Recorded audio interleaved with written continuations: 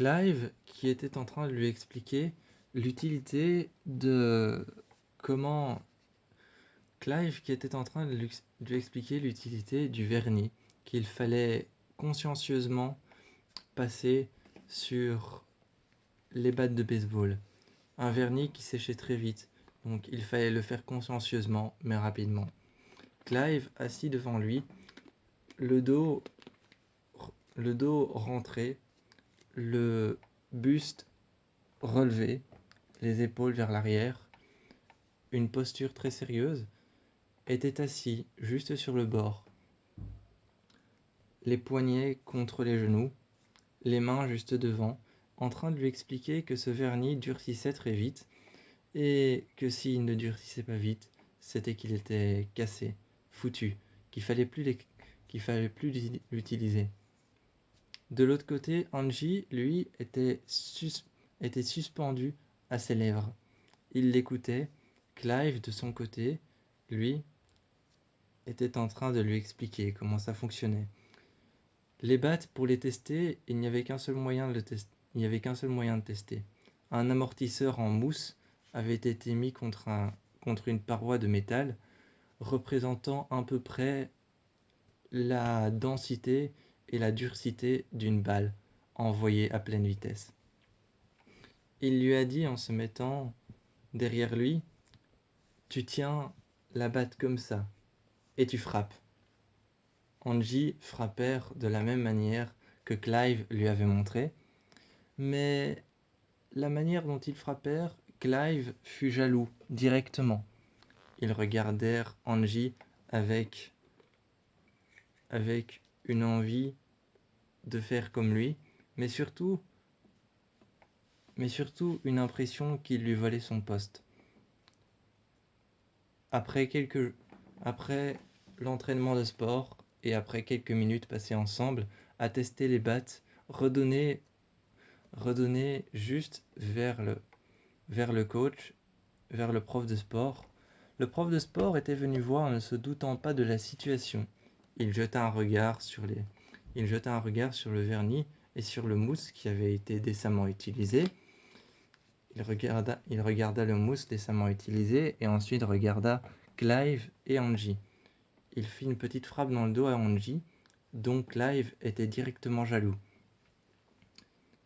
Angie était parti après le cours de sport et s'était installé à la cafette. Il était seul, tranquille et était en train de manger et de boire un thé, un lapsang souchong. L'un de ses thés préférés, un lapsang souchong ou un thé noir, qu'il avait choisi.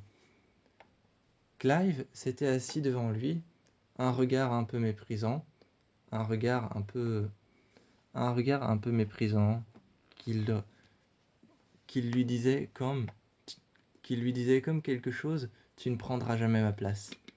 Il s'était installé devant lui et pour faire semblant de s'y intéresser, il lui a dit alors, qu'est-ce que tu bois? Avec une simple bouteille d'eau, de l'eau filtrée au sein des rivières du mont Fuji et de la forêt d'Aokigahara. Sa première menace fut tu sais ce que je bois là maintenant? De l'eau qui vient du mont Fuji, donc de la forêt des suicides. Angie restèrent sur ses positions en disant je suis censé prendre ça comme une menace? Clive ne s'attendait pas à cette réponse, mais avait l'habitude qu'on le craigne, ou alors plutôt qu'on le regarde comme quelqu'un d'imposant et d'impressionnant. Mais Angie, lui, qui venait d'arriver, qui connaissait maintenant l'école assez bien parce qu'il était rentré dans l'école, il était rentré dans l'école depuis il n'y a pas longtemps, mais surtout dans l'équipe depuis il n'y a pas longtemps, connaissant l'école à travers l'équipe, il l'a regardé et lui a dit « Je dois prendre ça comme une menace ?» Prenant son sac et regardant son sac sur le côté, comme un échappatoire, il prit son sac sur le dos et bouscula d'un seul coup Clive contre l'épaule.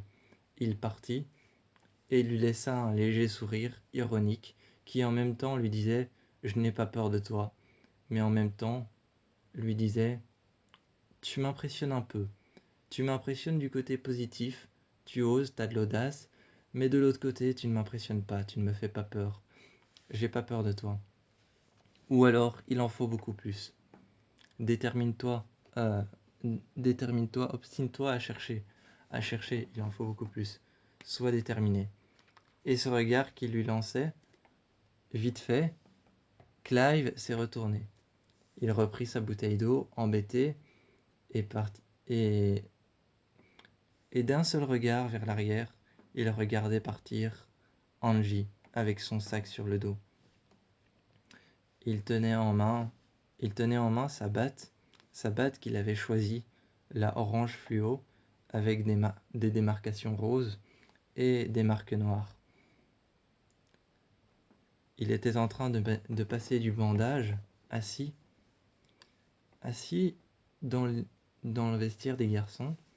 Il passait du bandage autour de ses poignets pour avoir une meilleure flexibilité et une meilleure accroche. Il prit alors par l'avant, par l'avant de la batte, ce qu'il appelait le nez de la batte de baseball. Il la mit à l'envers, le manche vers le haut, et il passa autour des bandes fluorescentes et qui accrochaient. Il prit la batte, fit plusieurs mouvements vers l'arrière et vers l'avant, pour voir si pour lui ça lui convenait. Une fois qu'ils étaient appelés tous les deux à rentrer sur le terrain, Clive ne regardait plus qu'une seule chose. Il ne regardait plus que Angie. Il ne regardait plus que Angie et sa batte. Il essayait de le déstabiliser avec des regards comme s'il allait attaquer, des mouvements bruts ou d'autres mouvements qu'il ne terminait jamais, comme pour lui dire je vais attaquer, mais je ne vais pas le faire. Angie n'était pas surpris. Il s'attendait à ce que Clive, qui avait désormais vite fait, avait eu l'impression qu'on lui volait son travail quand il est arrivé, s'attendait à ce qu'il se fasse un peu taquiner par lui. Pour lui, ce n'était que de simples taquineries, rien de plus. Mais ce qu'il ne savait pas, c'est que Clive était obstiné au fait de détruire sa vie. Mais Angie, lui, pouvait très bien vivre avec un ennemi dans les pattes. Alors il regardait Clive, il ignorait toutes ses attaques, ses contre-attaques, ses manières de le regarder, ses manières de faire, de le bousculer dans les couloirs. Dès qu'il était occupé dans les couloirs, à son casier, à ranger ses manuels, et qu'il venait près de lui, il lui disait « Alors, ça va le petit nouveau ?»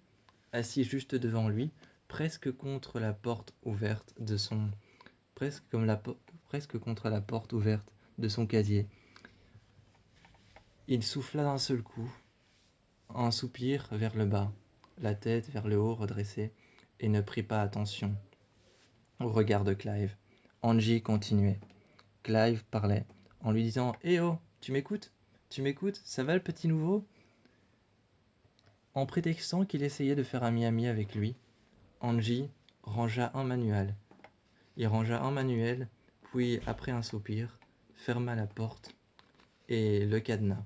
Il se mit à genoux pour fermer le cadenas qui n'était pas aux hauteurs de ses bras, mais un peu plus bas.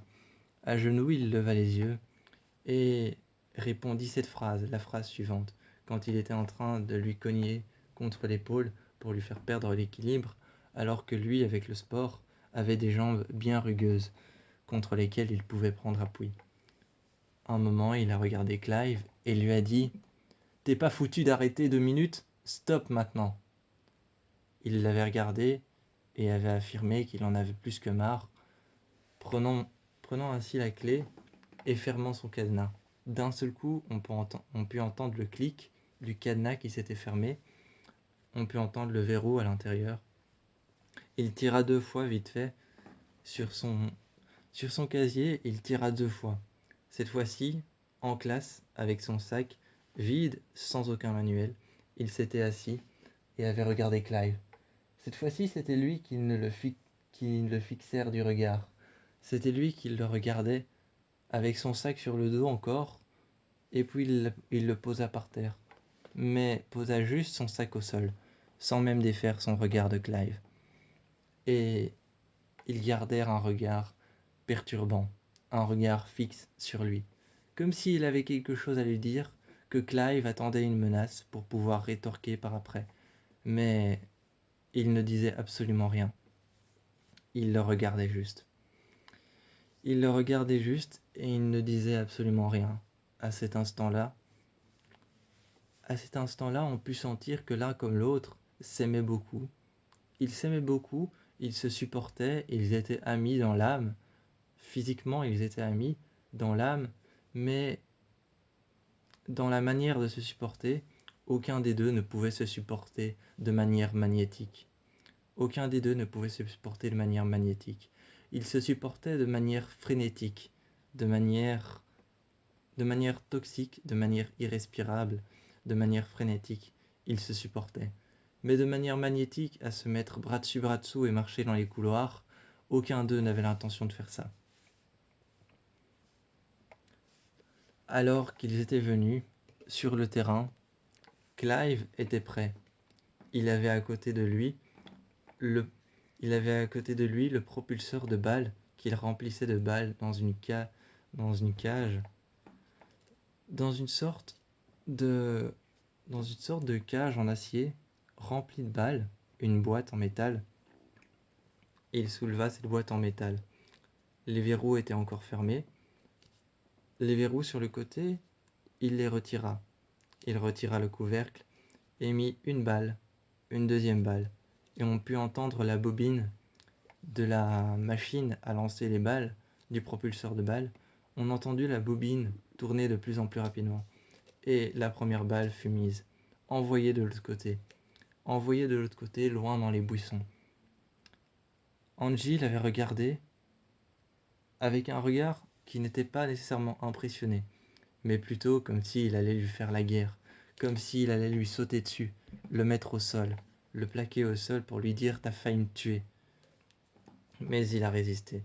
Il a serré du poing, serré les dents, et l'a regardé. Il est parti chercher la balle, et à ce moment-là, est revenu tranquille, comme s'il avait le regard apaisé et tranquille. Mais non, il comptait bien rétorquer à ce qu'il avait fait. Il comptait bien répondre à ce qu'il avait fait, et il a répondu par un acte presque similaire. Plutôt que de lui donner la balle et de venir derrière la machine en lui disant « Tiens, voilà ta balle », il l'a lancée de là où il était, visant pile poil la machine, en lui disant que si la machine était à côté de lui, bah la faute ne pourrait retomber que sur lui, si la machine était atteinte. Alors, de l'autre côté du terrain, juste avant le match, il lui avait crié « Chaque fois que tu me lanceras une balle comme ça, je la renverrai comme ça ». Les deux étaient déjà en train de se faire la guerre.